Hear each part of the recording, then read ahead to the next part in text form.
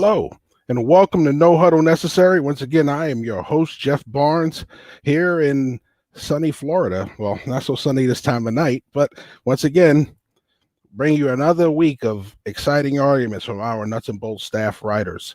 All right, so I'm not going to waste any more time talking about me. I'm going to bring these guys on, and we're going to get this started. All right, so first up, coming in is our week one winner. All right, back for more, looking to control the flow. We're talking about the host of the Full Monty on your Nuts and Bolts Sports Network. We're talking about Monty Perez. Monty Perez, how are you? I'm great. Back to defend my title. You never forget your first, Jeff, and I was the first winner of No Huddle Necessary, so I think you're contractually obligated to have me back on.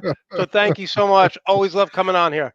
No, listen, it's great to have you guys on. You got to come back and defend the crown. So by all means, like I said, you guys can come back as much as y'all want. By all means, to make the argument as much as you want. I'm the moderator. I just get to sit here and judge you guys.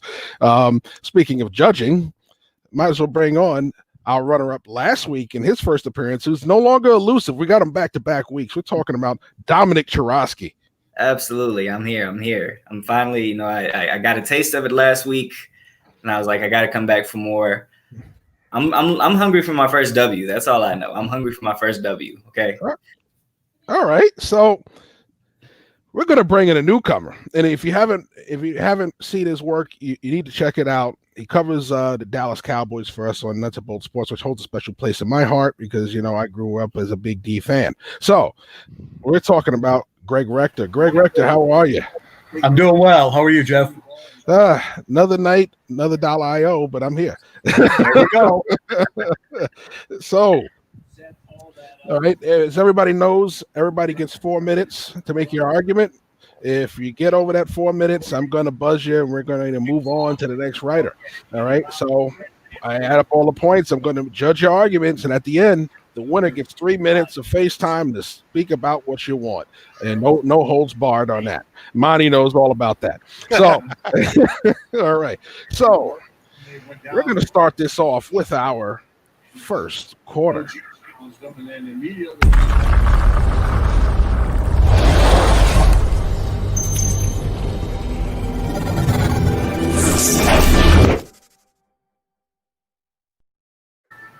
All right. So, first quarter. Big move this week. Before we get going, does somebody have some background noise there? If they can, yeah, here. Yeah. Is it Greg watching the Toronto Raptors? Is that what's going on again? No, I'm okay. Yeah, I'm hearing something. So okay, we seem clear now. All right. So first quarter question is: we have a new player in a football game. That's right. Dwayne Johnson and his investment group have purchased the XFL. So, XFL football is not totally dead. It is back for a third go-around with a brand new ownership.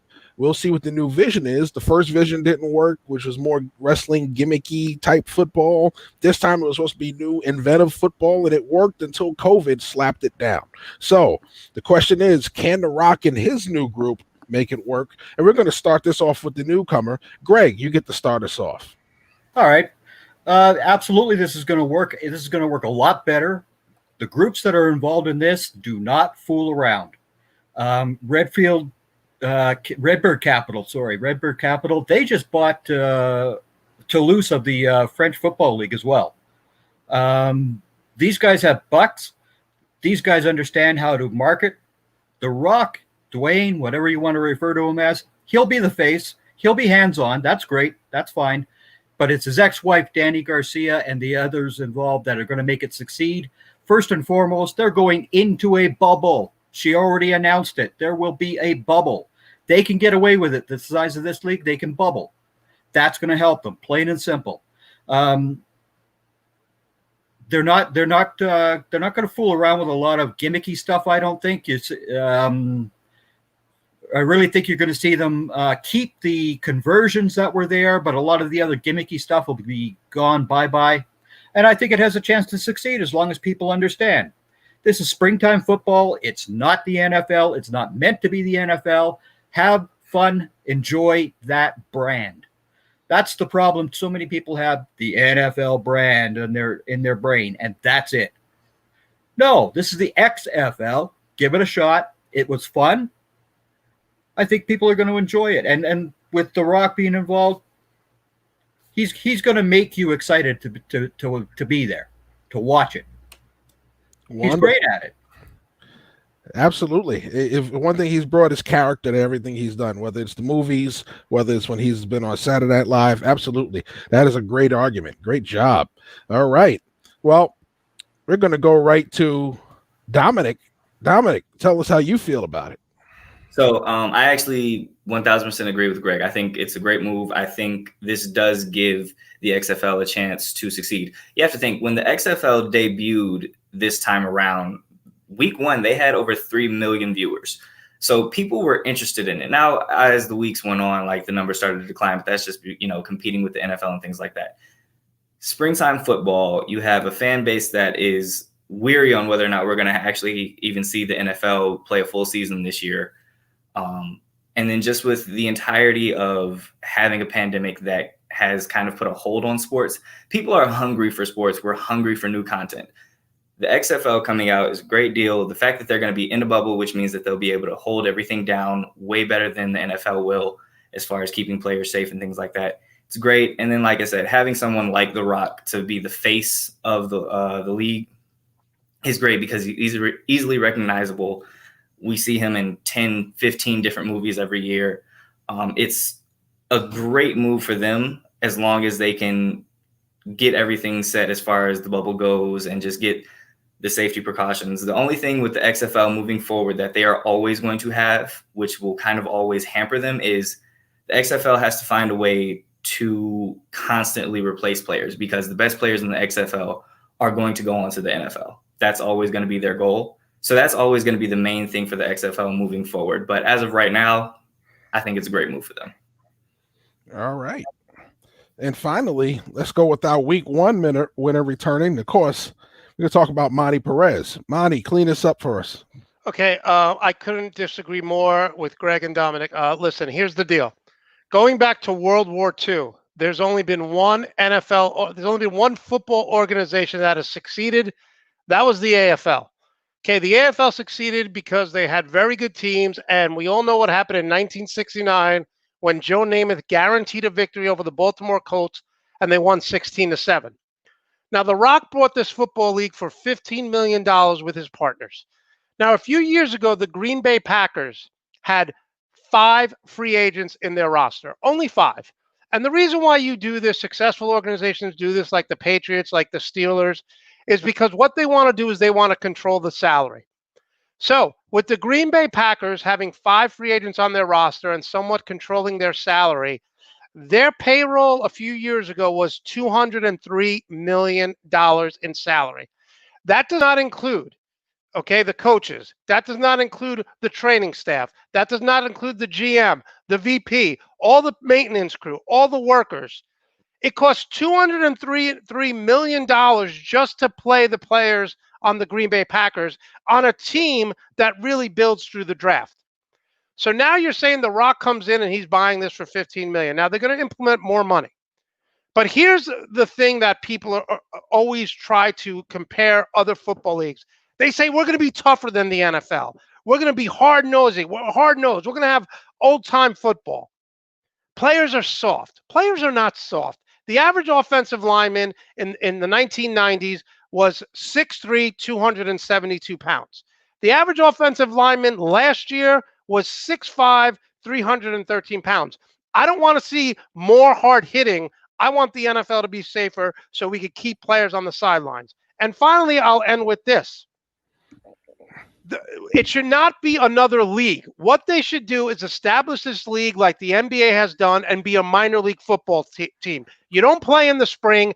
Each city co-sponsors these teams, and on Tuesday night during the NFL season, you have a minor league football team. So let's say I'm a Detroit Lion fan, and the Lions lose on Sunday. You're miserable. What do? On Tuesday, you get to watch the local team, the Detroit Lions minor league team, and you could see what they do. And this way, you could build for the future. And like Dominic said, He said all these XFL players, once they get good, they're going to get a look at the NFL. Why not incorporate it like the NBA does? So again, I'm a Jet fan. The Jets lose on Sunday. On Tuesday, I get to watch a minor league team and I get to support that team and see how good they are. And finally, on a Tuesday night, everyone's home anyway who works 9 to 5. One of the things people who are married, who have families, they say, I can't watch 3 games on Sunday in the NFL. On Tuesday, everyone's home. You could watch that game, so you're going to watch anyway. All right. As I bring everybody else back in for a second, we're going to follow this up real quick. So you mentioned, you made some very good points when it came as far as this being a potential minor league. From my experience with the NFL, the reason why you don't have a minor league, because they don't like to spend money. If it doesn't make dollars with the NFL, it doesn't make sense. So if they have to spend money and it doesn't make revenue, they're not going to do it. That's why World League failed. That's why NFL Europe failed. And that's why AAF, they were so happy when it failed because they didn't lose anything on it. But Jeff, they failed, and part of the reason was they were spring football. Yeah. Why not make it during the season and make it part of your team? People are starved for the NFL. Saturated.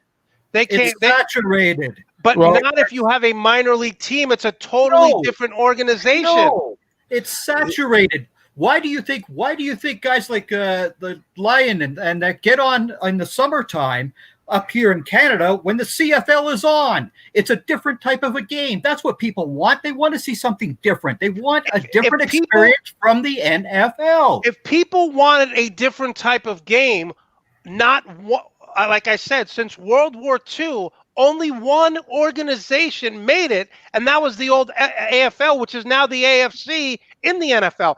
People don't want a new game. They like what the NFL has. That's why it's king in ratings. That's why it makes the most money. It's the monopoly. It's the monopoly. If people wanted it, other leagues would have been successful. You know as well as I do that in this time and in this place, we're seeing change. It's coming.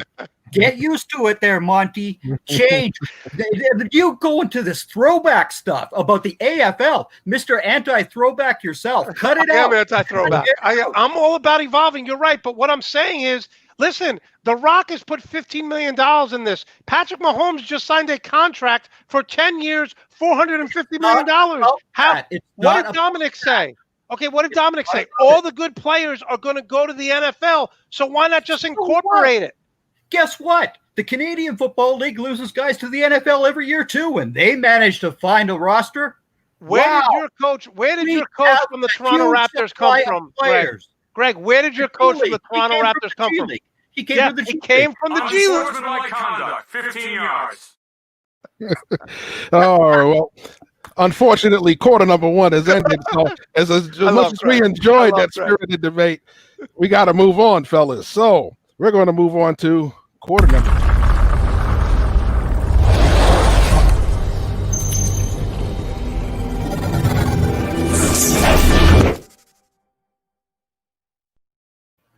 All right, so moving on to quarter number 2.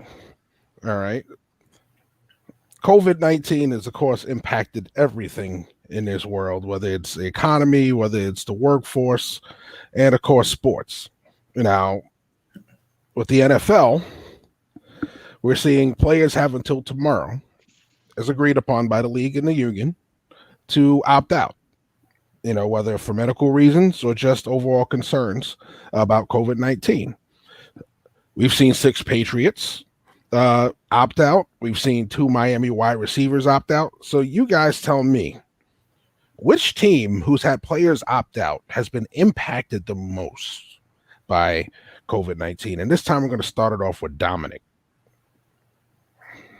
All righty. So obviously, like, you have the New England Patriots, right? Like, they've had 6 guys, Dante Hightower, Patrick Chung, like, they've had a ton of guys that are starters opt out. So they're the obvious answer. I want to go with the less obvious answer. I want to talk about the Green Bay Packers. Now, they only have had 1 guy opt out, But Devin Funchess was kind of the only guy that they got to address the wide receiver position this offseason. In an offseason that had arguably the deepest draft class for wide receivers ever, they didn't grab anyone. So the one guy that you brought in who was supposed to be the number 2 to Devontae Adams opts out. So now you're back to essentially where you were last year. And last year, you didn't have any consistent number 2. Yeah, you get Jimmy Graham. Well, you had Jimmy Graham, didn't really work out. There's so much that Aaron Rodgers now has to do with this offense.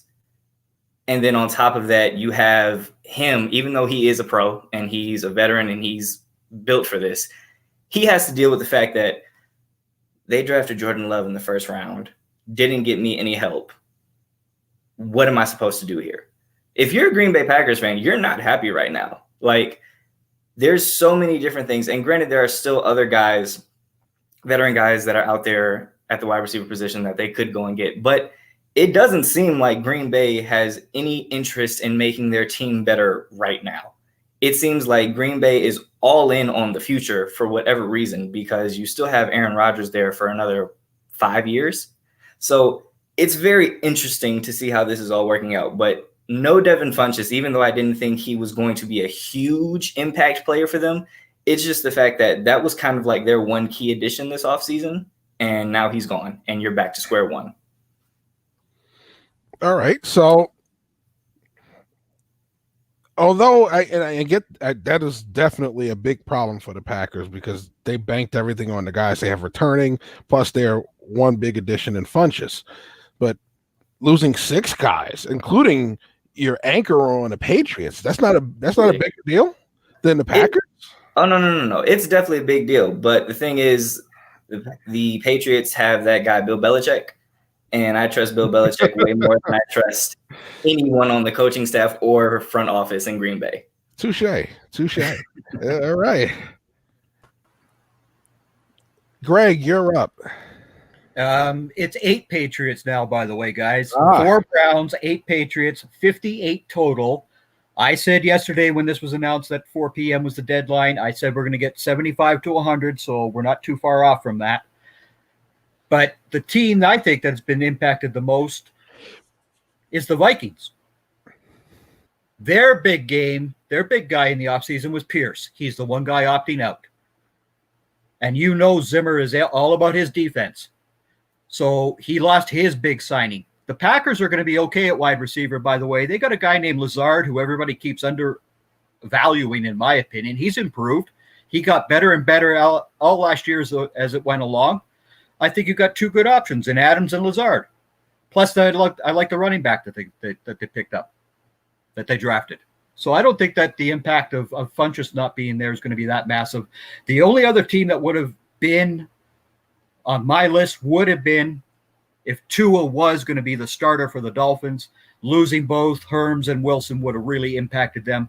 But I think it's Pierce and the Vikings. That's the guy who is really, really, his opting out is going to be felt by that organization big time.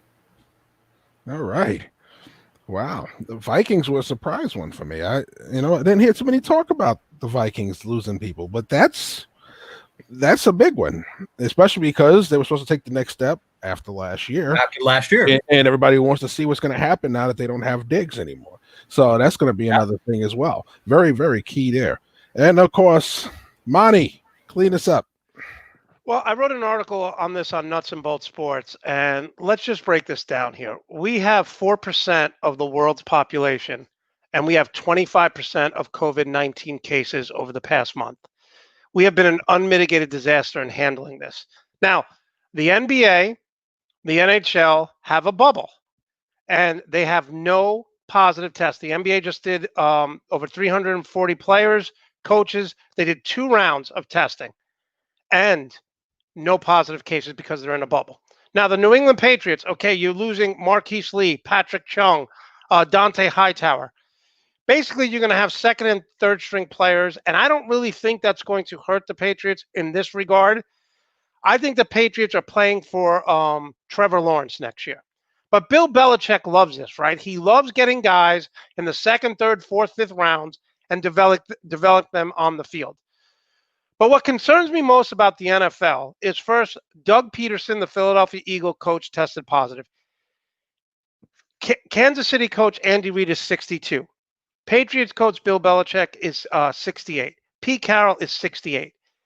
The coaching staff, that's what we really have to watch for. Most of these athletes, God willing, will get a worst case scenario, a mild case of the flu, but we don't know. We don't know.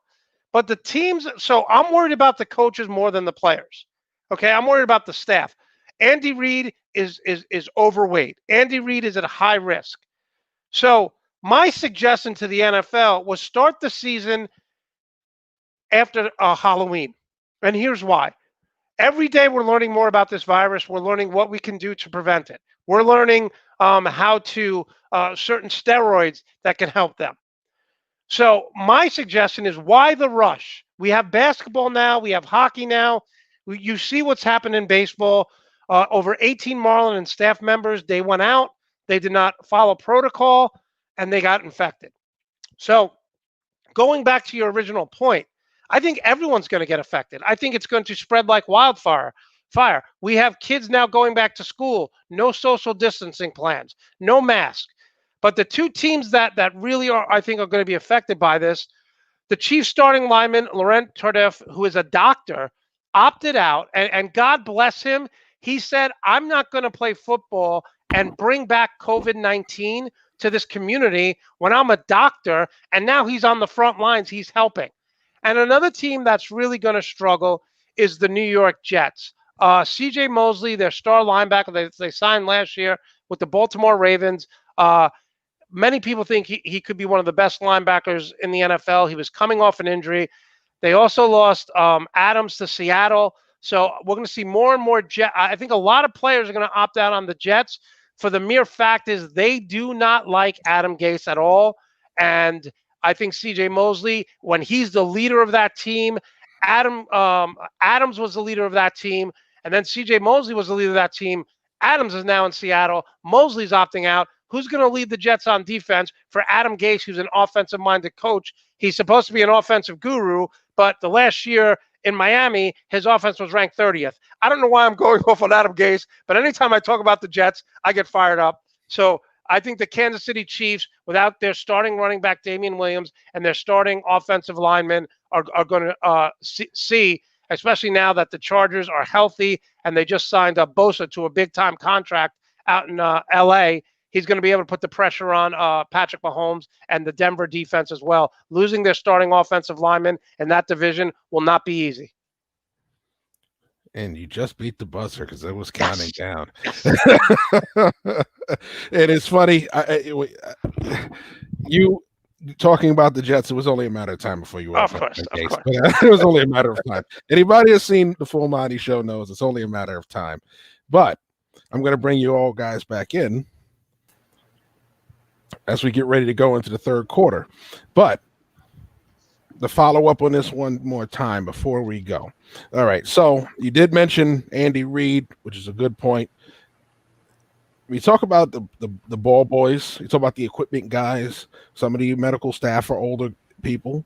But what about some of the guys around the building, security staff, when these guys are going in and out of the facilities? Some of those guys are older people, people that serve them the food. Yeah. Older people. And also, the most important people in the NFL are the owners, because without them, there's no teams. None of those guys are exactly young, So, and I guarantee you, they will either be at the stadium or at the facility. Either way, they will be around the team in some shape or fashion. So you have to factor in that you have older owners who are at some point going to be around their teams. One of the things. Well, I'm sorry. I was just going along those lines. One of the things you always see is guys on the sideline putting water inside the athletes' mouths. That's got to stop. If that's not a spreader before COVID-19, and a lot of these guys are retired, they're elderly guys, they're working on the sidelines. That, to me, like pouring water in an athlete's mouth, that's got to stop. Indeed. And I'm reading some of the Twitter comments. They're funny. Yes, in Florida, we get big bugs. So, yes, that's what the bug spray is for. No matter what you do, and I'm a native New Yorker, I'm sorry, the bugs are even bigger down here. So I have bug spray in every room of the house because somehow, some way, no matter how new the house is, they find their way in. Or lizards, little lizards, geckos. I could live with the lizards. They run away from me. It's the stuff that runs at you or just keeps coming in the house. I don't get it. I don't get it at all. All right, so let's get ready for our third quarter question.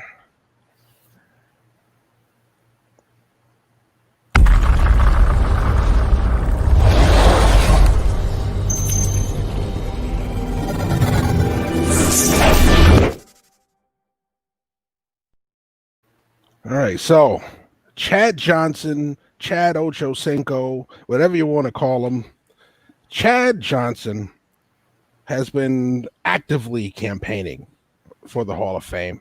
Although he says he's not going to beg for the Hall of Fame, he's made it his point when he's made appearances to talk about himself in the Hall of Fame. Based on Chad's career, I want you guys to tell me if you think Chad, who is going to be eligible if he's not eligible already, should he be in the Hall of Fame? All right. Start this one off this time because you've been bringing up the rear the last couple of times. Monty, start us off. All right. Well, first rule of Fight Club is we don't talk about Fight Club, right? First rule about getting nominated into the Hall of Fame is you don't talk about being into the Hall of Fame. I say this all the time. One of the oldest expressions in the world is actions speak louder than words. I tell my friends all the time, if you have to tell your wife you're a good husband, you're probably not a good husband. If you got to tell your girlfriend you're a good boyfriend, you're probably not a good boyfriend. Actions speak louder than words. Now, look, Chad Johnson, Ochocinco, has a bunch of things working for him. First of all, there's only 3 players in the history of the NFL to wear a Cincinnati Bengal uniform who are in the Hall of Fame. Charlie Joyner was a wide receiver there who went on to become a very good wide receiver with San Diego back in the Dan Fouts days in the mid-'80s. Air Coryell was the coach. Anthony Munoz played 12 years as an offensive lineman, maybe the greatest offensive lineman to ever play. He's in the Hall of Fame. And believe it or not, Terrell Owens wore Cincinnati Bengal uniform. So that's only 3 people. And if you look at it, only one went in as a Bengal, and that's Anthony Munoz. Now, I don't remember Chad Ochocinco ever being the best wide receiver in the NFL for a year. I can't remember a big-time play that he made. I can't remember a signature catch that he made. Now, look, Derek Jeter was not always the best shortstop in Major League Baseball. There was Alex Rodriguez, Miguel Tejada, Nomar Garciaparra. But Derek Jeter has signature plays. That one playoff game where he runs across the diamond, he grabs the ball and he flips it to the Jorge Posada and he tags the Oakland A's player out. Derek Jeter running into the stands to catch a ball, coming out with a bloody eye. I don't see Ochocinco as ever having a significant catch. Ever. You know, I'm saying this to really snap at Greg here, but Des Bryant had a signature catch against the Green Bay Packers, but he bobbled it and he dropped it. Greg's cursing at me right now because he thinks it was a catch. But here's what I'll say. So Ochocinco was never the best player in the NFL. He was never the best wide receiver for a year. But in 11 years, if you're just going by the numbers, 760 receptions, 6-time Pro Bowl, 67 touchdowns. Michael Irving in 12 years, less catches, 750, less touchdowns, 65. And you might want to let Greg go next because I'm just killing the Cowboys right now and he's going nuts. Well, I'm going to deduct a point there for mentioning the Cowboys. No, absolutely. Listen, if you're going to talk about Chad Johnson for Hall of Fame, don't you have to put Boomer Esiason in there first? I mean, the guy actually. Well, that was my next point. I mean, yeah. But you look at the Cincinnati Bengals. Anthony Munoz is really their only player. I mean, so it's not like you're picking from. And Boomer Esiason does not deserve to be in the Hall of Fame. He was a good quarterback, but Phil Simms had a better career.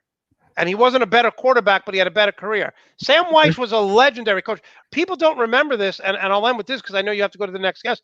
But Sam Weiss, Boomer Esiason, They were the original no huddle offense, and the They were. Bills with Jim Kelly stole that offense from them and went on to 4 Super Bowls. They stole that from Sam Weiss and Boomer Esiason.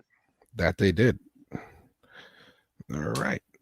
So this time we're going to add Greg in, and I'm going to drop Monty out. So, all right. So your turn, Greg. All right. So 6 Pro Bowls, 4 All-Pro teams, blah, blah, blah. One season he led the league in receiving. One. The all-decade team in front of him, Moss, Holt, Harrison, and Owens. You going to put Chad ahead of any of them? I'm not. Not a chance. He is to the 2000s. I'm sorry, but he is to the 2000s what Drew Pearson is to the all-70s team. But he didn't make an all-decade team. Drew Pearson did. And Monty, the league even said it was a catch. That is the final word on that one. But no, Ocho Cinco is that guy who's going to have to wait until the Veterans Committee finally says, yeah, okay, let him in. Because he's got all the other off-field issues too. He created his own. He became his own worst nightmare. That's basically where he's going to end up is the veterans are going to have to put him in down the road. All right. So I'm gonna add a point just because you actually stated the fact that the league did come back and adjust that. By the way, this is true. This is true. No, listen. I know it's true, but you know it didn't change anything. They still went home. No, we went home. All right, Dominic, clean this up for us. All righty. So as a Steeler fan, I watched Chad Johnson quite a bit, right? Really good receiver. However, it's the Hall of Fame, not the Hall of really good. Chad Johnson had his moments where he was really great. Like Greg said, he had the one season where he led the league in receiving. But like when you look at his numbers overall, right? He ranks 37th all-time in receptions, 51st all-time in receiving touchdowns, 36th all-time in receiving yards, 38th all-time in receiving yards per game. Not top 10, not top 15, not top 20 in any major statistical category for a receiver.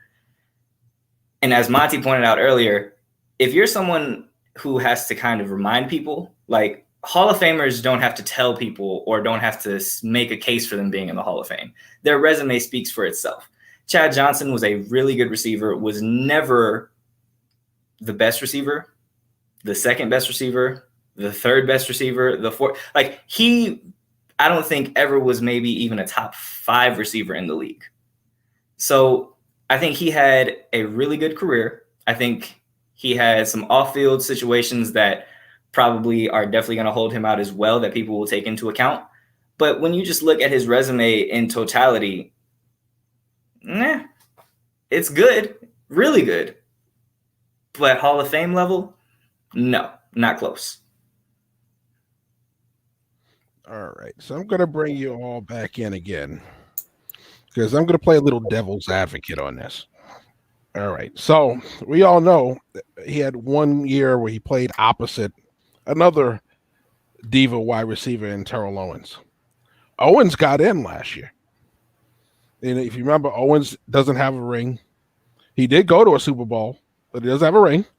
He did have years where he led the league in receiving. But overall, just as disliked in the locker room, just as big a problem, off the field. Plenty of things that going on off the field with him destroying a team. But he's in. I'm going to help you with this. It's popcorn. So the question is, to follow this up, how could you put one in and not the other? Well, can I just say this because I wanted to finish it off my thing. Terrell Owens got hurt in the NFC Championship game when he was with the Eagles. Okay, he was on half an ankle against the Super Bowl against the Patriots. He had 9 catches for 122 yards. Bill Belichick couldn't stop it. So you take Chad Johnson, you could say, he played for a bad team. When he went to New England, he played 16 games, 3 receptions. He couldn't get on the field. He couldn't remember the playbook. They had no confidence in him. So if Chad Johnson wants to be surrounded by Hall of Fame players, when you had the opportunity with Tom Brady, when you had the opportunity with Bill Belichick, who put you in the best situation to win, 3 catches in 16 games. He couldn't get on the field. No, he couldn't play. Yeah. And if you want to talk about a Bengals quarterback that belongs anywhere, it isn't Esiason either. Kenny Anderson. Kenny Anderson. I knew you were going to say that. I knew you were going to say that. Both made Super Bowls, though. Yes. Yeah. But Kenny Anderson had a better career. Yeah. Definitely. And to your point, Jeff, plain and simple, T.O. was just way better than Chad Johnson, point blank, period. I agree. That's my quarterback. Hey, you can say that, but I think the highlight of T.O.'s career is when he ran onto the star in Dallas and just went like that. And I know that's one of Greg's highlight. I'm going to send you a blown-up picture of that so you can put it on your background. The impact from Mr. Teague is the one. He leveled him, no doubt. Yes, he did. And I remember that game live and in person, and nothing was better when the second trip to the Star happened, and he got knocked off of it. Dang. You know, because you, as a fan, you were waiting for somebody to do that to him. So, all right. So, it is time for our fourth quarter question.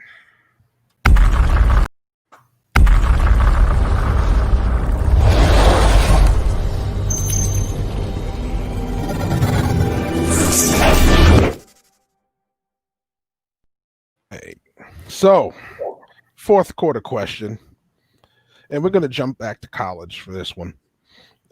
Recently, just a couple of days ago, a group of Pac-12 players wrote a letter to the Pac-12 Commission saying, plain and simple, this is our demands.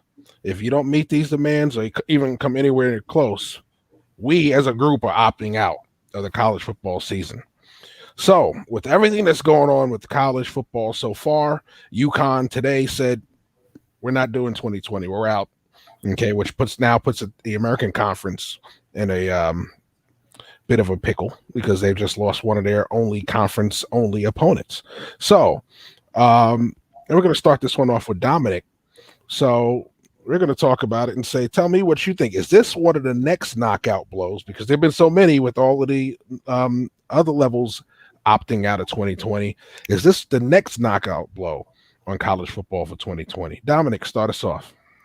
So I have kind of been on the mindset that college football is not going to happen this year. A bunch of conferences like the SEC and others are trying to, do this whole thing where, we're going to do 10 games inside of our own conference and things like that. It's not going to work. You aren't going to be able to really watch these kids. And depending on what the office administrations and all these other facilities and all of the other faculty come up with, like, they can shut this down if they really want to for any school, regardless of what the football program wants to do. Is this a knockout? I guess you can say it, but like I said, I thought that college football was done this year anyway. What I do think it is I think it's a really big stepping stone for collegiate athletes moving forward.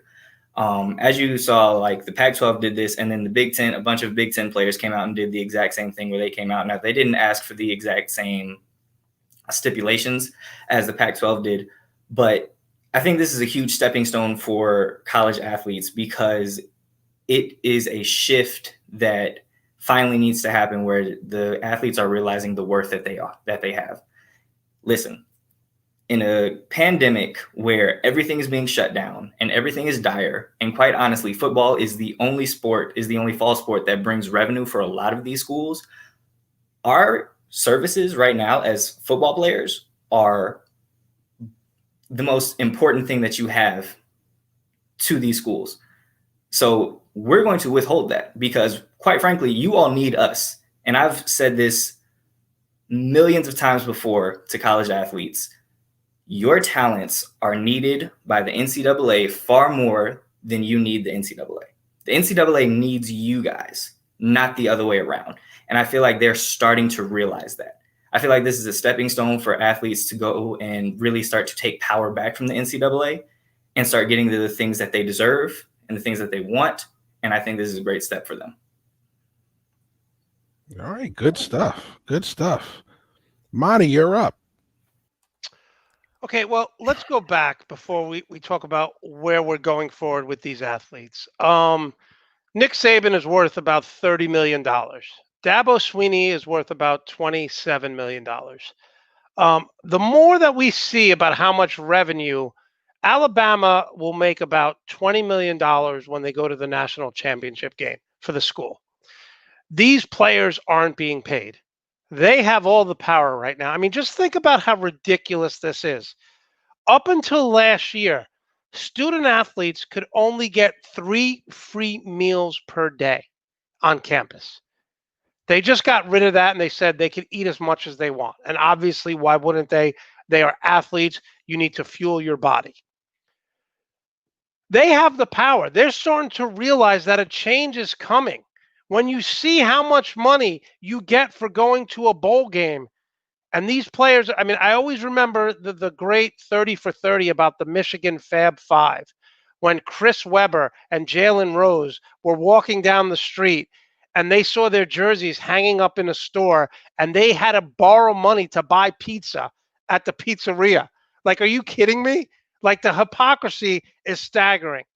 Now, how are you going to keep college kids from not going to parties? How are you going to keep college kids? Listen, when you're in college, what do? You interact with the opposite sex. You go to parties. You have a good time. You drink. When you drink, your inhibitions come down, and you start to interact with people more closely. But here's what I do if I am an elite college football player. What's my motivation if I'm Trevor Lawrence from Clemson to play this year? He's going to be the number 1 pick in the draft. He already won a national championship. Why am I going to bust my butt for Dabo Sweeney, who's not even taking the Black Lives Matters movement seriously? I've met Dabo Sweeney, and I love what he does on the field, but he's not my type of guy. He's one of these good old boys from down south who thinks that, we had a black president, so everything's okay with black people. So Dabo Sweeney's not my guy. And when people say, well, it might hurt him in the draft, did it hurt Bosa, who was at Ohio State, who sat out last year? The 49ers drafted him. He won Rookie of the Year, and he was in the Pro Bowl. I said in the opening, we have 4% of the world's population, 25% of COVID-19 cases. So there's no motivation if I am a big-time college football player to risk me getting sick, my family, my girlfriend, my roommates. If I'm Trevor Lawrence, Dabo, thank you, I'm out. I'm not going to risk my life for you to make money when it could affect my draft status. We don't know how significantly this could damage some people's lungs. Now, again, athletes, for the most part, have a lower risk of being long-term sick with this disease. But why chance it? Why bring it back to your mom, your dad, your family? So again, people like Trevor Lawrence, people like Justin Fields, opt out. You're going to be the number 1 pick and the number 2 pick in the 2021 NFL draft. All right. Greg, come clean this up for us. All right. I said all along I don't see college football playing, period. Plain and simple. You've got way too many kids to keep under control. It is not going to happen. They will be reckless. They think they're invincible. They're 18 to 21 years old. They just are going to think that nothing can affect them. And when you have so many opportunities for this virus to spread, it's going to hit these guys. Talking about impact on athletes, the Red Sox pitcher, he has a heart condition after now. He didn't have one before COVID-19. He has one now. There's no reason to play for these guys. There is none. Monty's right about that part. Do not risk it. You'd be ridiculous to risk it at this point. You're finally getting control of the organization that I've wanted to give a death penalty to for the last 30 years. I despise the NCAA so much it's not even funny, because it's become an athlete TV revenue show instead of student athlete. That's what the NCAA mandate was, for student athletes. You don't have that anymore. This is why the NCAA should go away permanently. It needs to be replaced, gone. They are corrupt. They are wholly looking out for themselves only. It's an old boys network, whether you talk about the basketball side, the football side, it doesn't matter. It needs to be completely revamped.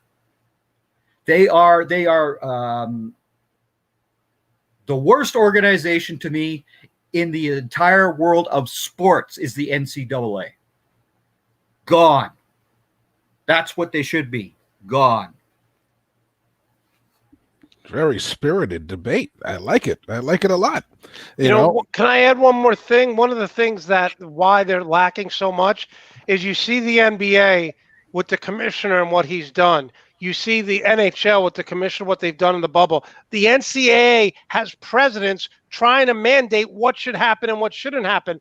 How can you have an organization worth that much money and no commissioner, no leadership? It's all local leadership. Look, I live in Florida. Ron DeSantis has been an unmitigated disaster here with COVID-19. There's no leadership. How can the NCAA not have a commissioner for the football programs? No, they need one for the basketball side too, because of course. You know how bad and dirty that one team over there in that wear blue and that not the Carolina blue, the ugly blue in that state is though. That's why you need a commissioner, Monty. You know this. Greatest college coach in the history of NCAA, Mike Krzyzewski. Thank you. Why is Duke catching hate right now? Duke. Because I am a Tar Heel through and through when it comes to college basketball. I'll tell you what. One thing I've learned, and I found it out when I went to college to play football, is the NCAA has a stranglehold on everything there. And they've recently, the last couple of years, have started to realize that with the changes in society, with the changes in kids, even more. Because they've tried, everything was about control. The NCAA always had control over the kids. They lost control of the coaches years ago. You know, the coaches opting out of contracts and just walking out the door and going to another school just so they feel like in the middle of a contract. You can't pull that in the NFL. You can't pull that in any major sport, but you could do it in college football. And the kids figured it out now, and they figured out the business side. Well, why do I have to sit here for 2-3 years behind somebody when I can go start over here right away? I'm going to transfer out. Coach doesn't have any control over me, really. That's all an illusion. I can go. He doesn't know. If they're offering me a scholarship, you can't hold me back.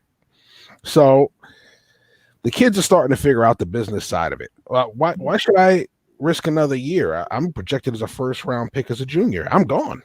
I'm out of here. It's not just the kids who have figured it out. Oh, the politicians and the courts have also figured it out. Yeah.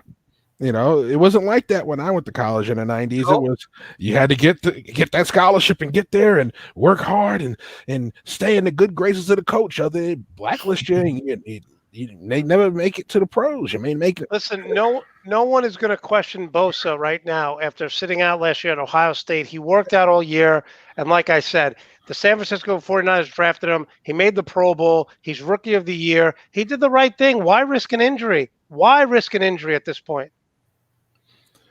Yeah, Nick Saban did for the Miami Dolphins. Yeah, well, so did Petrino. That's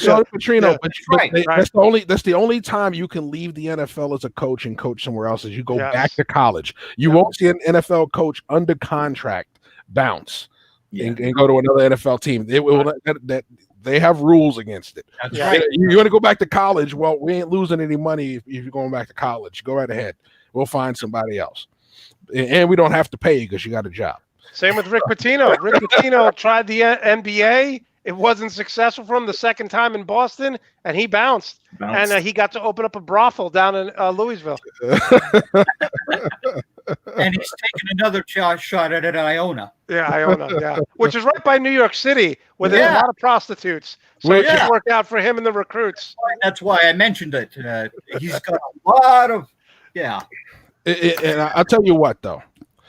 Although they play less games, he may get more wins next year at Iona than the Knicks. But anyway, I will digress on that. Wow. Wow. I will digress on that.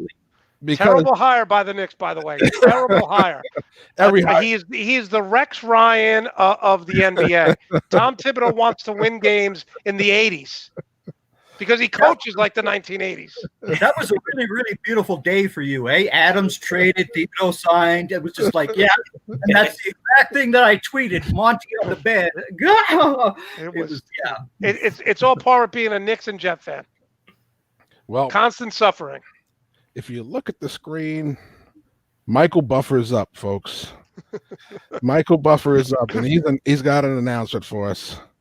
We have a winner. Nice. Ooh. We have a winner. It is time for our final whistle. Yeah. And so, with that being said, we don't announce the winner just yet anymore. It was too easy on everybody. We want to keep the suspense going a little more. By the way, can I butter you up and say the graphics from first show to this show are 10 times better? Yes, you can, but the points have already been counted, so you don't get me right now. So, therefore, okay, but I'm going to tell you what, there's going to be one big piece of information coming up right now, and that is the week 1 champion is going down, folks. So, Monty, we're going to send you to the back right now, but stay tuned. Don't go away. We'll bring you back in. All right. So, look at this. Episode 2 for Dominic, episode 1 for Greg. They knock off a champion. They knock off a winner. But which one gets it? Going by the judges' notes here, 1 point takes it. And it's been so close. Dominic Chirosky comes back and gets the win. So, Greg, I'm going to send you to the back and let Dom claim his FaceTime. Oh, man. I just, I want to thank my family. You guys all really supported me through all this. But here for my FaceTime, I actually do want to get a little bit serious. Tons of prayers to the people in Beirut. I don't know if anyone else has seen the explosion and the things that have been going on there, but it's a complete travesty what happened. I don't think a lot of people realize that Beirut is a country that is almost wholly dependent upon importing and exporting through their ports. And to lose one of their major ports like that, not only does it have an immediate impact on the people who were caught in the explosion, it's going to have ramifications on their economy and jobs and everything moving forward. So it is a huge travesty, and I can only send prayers and thoughts and hope that, they can fix things as quick as possible. But thoughts and prayers to the people in Beirut, a huge tragedy, and hopefully they can bounce back. Absolutely. I was utterly shocked when I saw the footage of everything that happened. Honestly, I was taken back. Other than seeing it in a movie, I've never seen an explosion of that magnitude live. It's one thing to see it when you watch the old H-bomb testing videos and you go, oh, wow, that's a big explosion. But to see it in the city now, where you're seeing people on the street, you're seeing life being devastated. My father. I always bring my father up because he taught me a lot about a lot of things. Being in law enforcement for 30 years, being a former Marine. I went in when I went. Same here. When I went into I was working in the hospitality industry. We had to sit through bomb training classes. So you're seeing real bombs go off, and he would tell me about what happens with bombs going off, because the explosion doesn't kill you; it's the concussion blast. That's right. And when you see that white cloud and that concussion blast just spread along the ground and the devastation, it's heartbreaking, because there are people there, and the Jeff, people that survive are not the same. You bring up a great point, because so many people have told me it looked like an Avengers movie, and I think your first reaction is we're so numb to this. You scroll down Twitter, you see the racist tweets, the violence, you see what's going on, and you don't realize, these are people's families who are being blown up. These are people's families who are dying.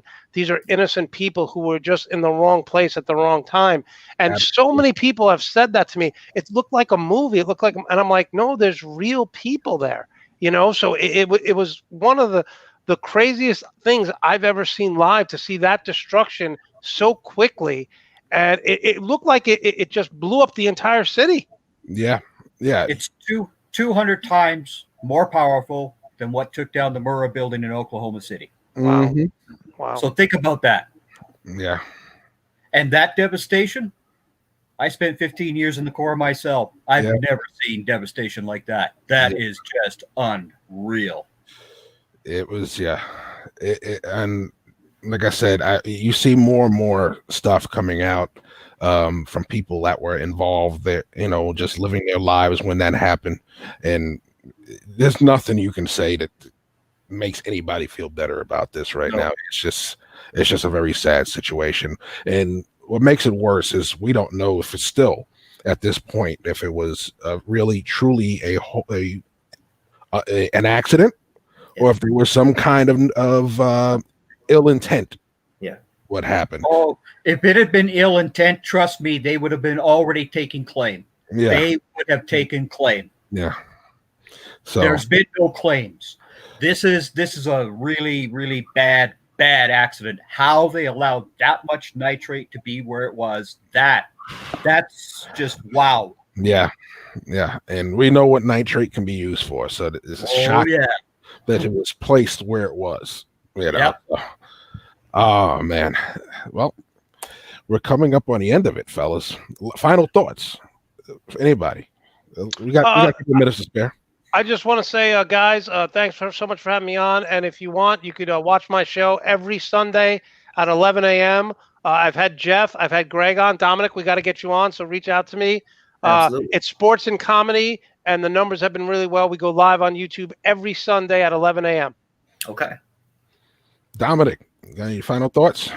Besides, you had your FaceTime. This is free. Yeah. I'm gonna do what Monty did. I'm gonna plug my show too.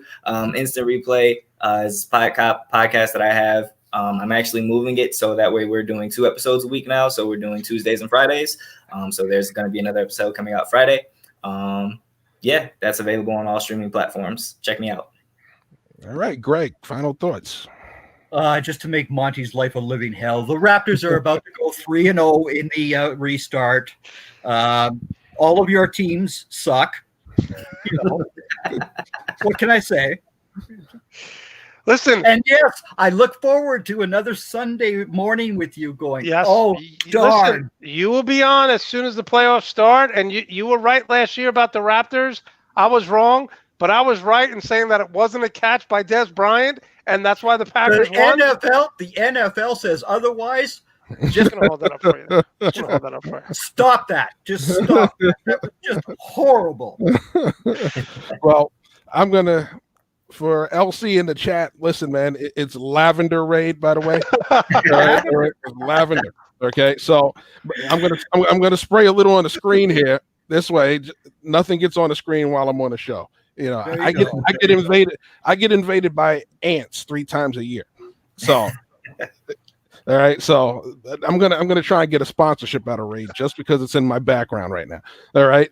So thank you, gentlemen. Once again, you're always welcome to come back on. Everybody loves having you in here. So, and I enjoy hearing your arguments. So I'm going to send you guys to the back while we close this out. But thank you guys for coming. Thanks, guys. Always a pleasure. Thanks, guys.